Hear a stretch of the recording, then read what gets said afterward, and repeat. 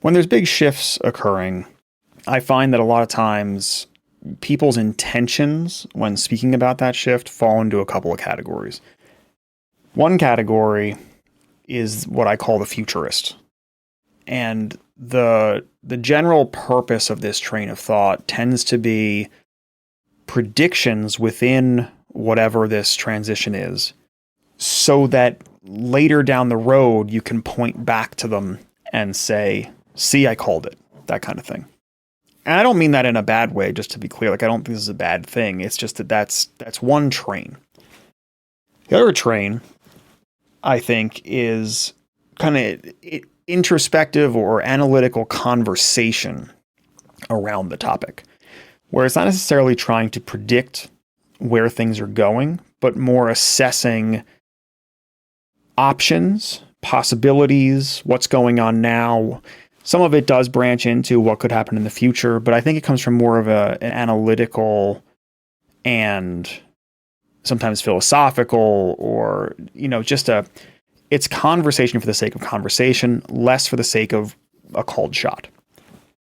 To be clear, I think this is a false distinction that I'm drawing. I don't think that it's fair of me to say these are the only two options, because odds are, in many cases, it's a blend of the two that's going on, right? Like, you might be simultaneously analyzing and having deep conversation about something while also making called shots. They are not mutually exclusive ideas.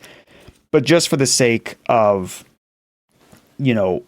this conversation here, that's just sort of a way to frame it. The thought of, what is the purpose of any given conversation? Is this about futurism, or is this about kind of analysis and inspection? Recently, I was listening to a podcast. The podcast is titled Innovation Storytellers. It was episode 185. And what I'm going to be talking about starts around the 24-minute mark. But just in general, that's a very interesting podcast. It was a very interesting episode. And if you're interested in, in innovation space, and this episode in particular was about innovation within, with AI as a backing, that kind of thing. Great episode, great podcast. Highly recommend it. They had a guest on who was talking about his perspectives surrounding AI and also some of the futurism. He was being, in some cases, quite a futurist about where things might go.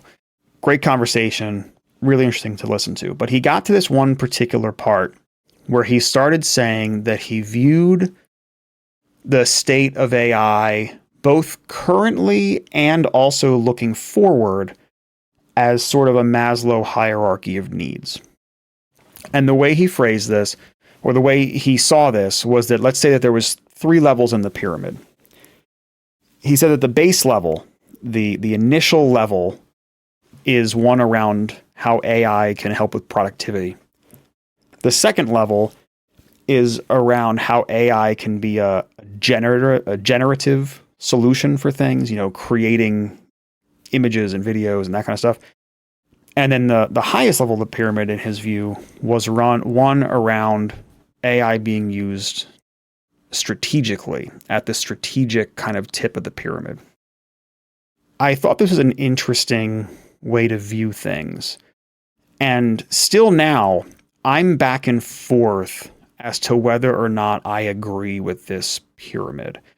Just to preface briefly, when I say I don't agree with something, I'm not trying to start some kind of war or say that there aren't arguments on both sides or good points on both sides or anything else. But I do come at things from a standpoint of, let's discuss differences of opinions to help kind of round everyone's point of view out. So I'm not saying that I'm necessarily right in this and he was wrong or anything else. I'm just saying I thought it was something that struck a different thought in my head. So again, his hierarchy of needs: base level productivity, second level generative, third level strategic. My initial thinking on this was that pyramid should be flipped.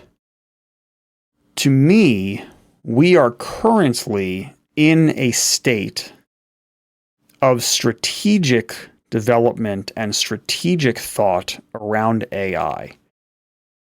Companies, people, organizations, however you want to look at this, are engaged in regular thought around how AI will impact them strategically and how they will use it strategically and how, let's be honest, many companies right now are thinking of how can we make all of our strategies built around AI?